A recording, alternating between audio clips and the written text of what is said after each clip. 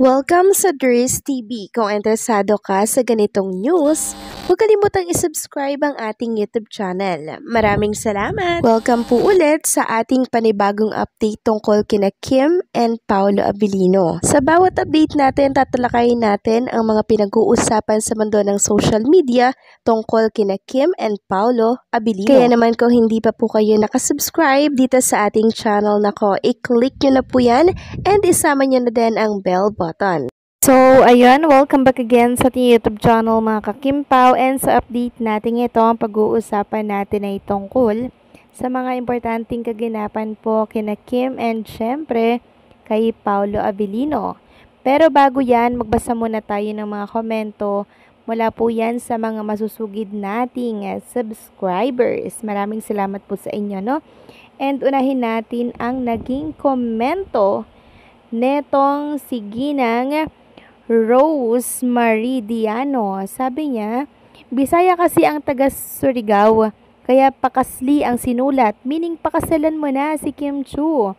Doon din sa Cebu, while Kim and Pao taking pictures nung mall show nila sa movie nila na may Love Will Make You Disappear, someone told to Kim, pag minion na mo, oy, meaning in Tagalog, inutusan niya si Kim na mag-asawa na kayong dalawa. Naintindihan ni Kim, syempre Bisaya siya, ewan ko lang kay Paolo. So narinig kaya ni Chinita Princess ito, Ginang Rose Maridiano, ano kaya yung sagot niya? Malamang tumawa lang yan. So ang dami na pong nagpo-push na sana'y makasal na nga po si Kim and Paolo Abilino kasi nga po yung age nila, 'di ba? Lalo na si Chinita Princess, yung age na, 'di ba? Pag andyan na sa age na 'yan, dapat mag-anak na.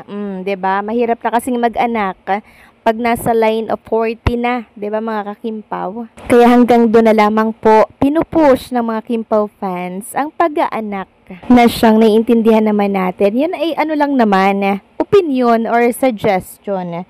So wag naman sanang seryosohin ng iba, no?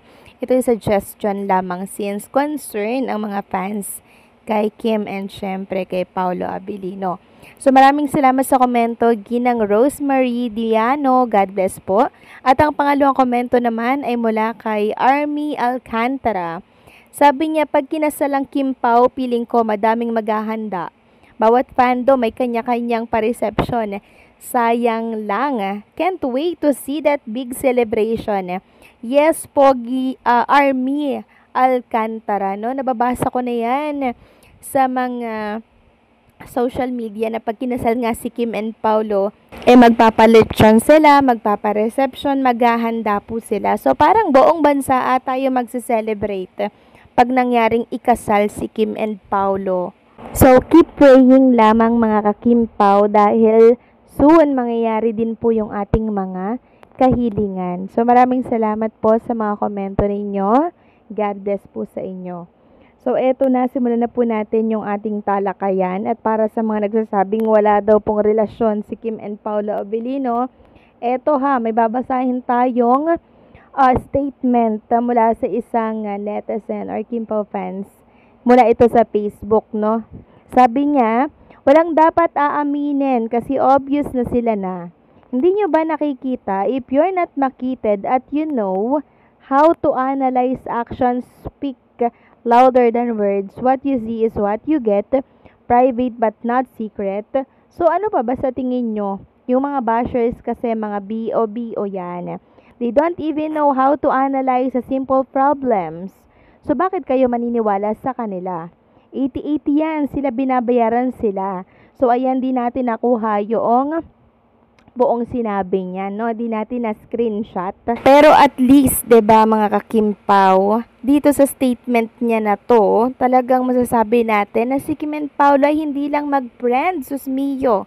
May mag-friends bang magreregalo mga kakimpaw ng milyong bike? Tapos magde-date sa Amanpulo ng sila lang, 'di ba? Walang ganun, oy. Kaya sa mga hindi pa rin po convinced na si Kim and Paolo Abilino na, ay nako po, bahala kayo dyan, basta kaming mga Kimpaw fans na lagi pong nakasubaybay sa kanila araw-araw, alam namin ang nangyayari. Sa mga kilos pa lang nila, naku po, wala nang dapat aminin. Confirm na yan. 'Diba? Sikreto, pero hindi nila sinisikreto yung action nila sa isa't isa. Nakikita nating lahat yan, di ba?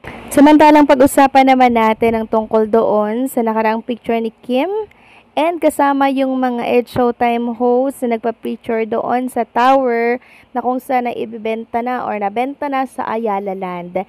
So, nag-last picture na sila doon na, di ba, kasi nga ibibenta na, no? So, ngayon, meron ako nakitang isang post, mga kakimpaw, na kung saan may bago pa lang studio na pinapagawa ang ABS-CBN, bagong magiging bahay ni Kim and Paolo Abilino, since magka-management lang din sila, iisang network lang din sila. So, pasok dito yung Kim and Paolo, ito yung bagong tahanan. So, ipapakita ko po sa inyo, mga kakimpaw, itong post ng Chismoso. Sabi niya, grabe, ito pala ang bagong ABS-CBN studio.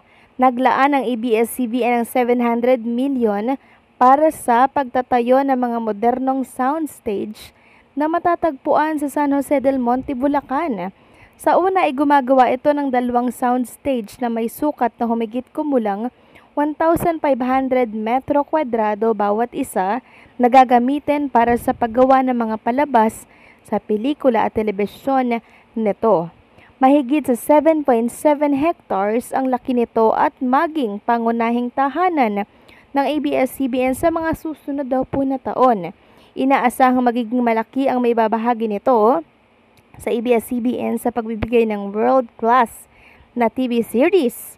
Narito ang ilang litrato na makikita sa nabuo ng 2 soundstage mula sa 20 planned soundstages. So, ayan po, mga kakimpaw, yung aerial shot. Ang laki nga, no? Tapos, ayan, oh, grabe, mga kakimpaw, ang ganda ng bagong tahanan, ha? Ni Kim and Paolo Abilino. Mas maganda to sa iniwan po nilang studio, mga kakimpaw. So, sooner or later, makikita natin si Kim and Paolo Abilino na dyan na sila lagi. So, kung meron pong nagpaalam, syempre, may bagong magbubukas na tahanan para sa mga kapamilya artists. Kaya pala yung iba, mga kakimpaw, hindi masyadong emosyonal kasi mas may malaking tahanan sila at dito yan sa San Jose del Monte, Bulacan. I can't wait, mga kakimpaw, na makita dito si Kim and Paolo Abilino na magkasama. Diba? Excited na ako and siguro by 2026, tapos na to, mga kakimpaw. Kayo ba, excited na din ba kayo, mga kakimpaw, na makita si Kim and Paolo Abilino sa napakagandang bagong tahanan ng ABS-CBN? Ako, excited na ako kasi mas bago to, mga kakimpaw. Tapos, parang makabago na din po, no? Yung kanilang building. Unlike doon sa naon nilang building dyan, na kung saan medyo napag-iiwanan na din. Kaya mas maganda, bago. 'Di ba? So, anong sa inyo dito, mga kakimpaw? Excited na din ba kayo? Please comment down below.